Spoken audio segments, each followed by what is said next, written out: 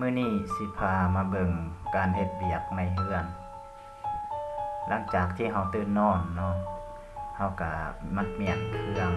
บ่นอนแล้วก็ปัดกวาดอนามัยเรือนทำความสะอาด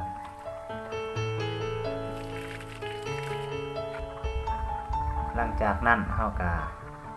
มาเกลือเป็ดเกลือไก่คือว่าเอาห้ำมาเกลือเป็ดเกลือไก่ไปจังสั่นในเวียกถือว่าเวียกที่เฮาเคยเฮ็ดแต่ละมื้อแต่ละเว้นเนาะก็บ่ได้ยากเนาะผู้ชายเฮาก็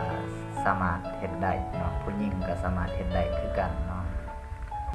หลังจากที่เฮาเกลือเป็ดเกลือไก่แล้วเฮาก็มาดังไฟเพื่อสินึ่งข้าวเอาหม้อนึงมาล้างใส่น้ำเนาะมาค้างปะไว้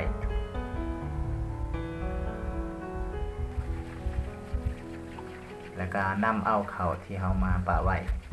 เอามาเสิร์ฟใส่หัวหลังจากที่เฮาเสิร์ฟแล้วเฮาก็นำเอามานึ่งเลย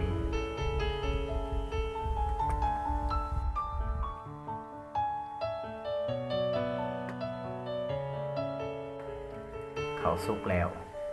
เฮาก็นำมาสวยข้าวใส่ติบแต่ว่าเวียกก็บ่มีหยังหลายเนาะเฮาสามารถเฮ็ดได้เนาะช่วยเหลือกันจากนั้นเฮาก็นำเอาเครื่องลูกมาซักเนาะเอาผ้าห่มมาซักอีกเนาะ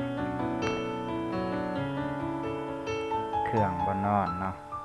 ที่ว่าผู้ชายเฮาก็สามารถเฮ็ดได้เนาะช่วยเหลือซึ่งกันและกันเนาะแบ่งเบาเวียก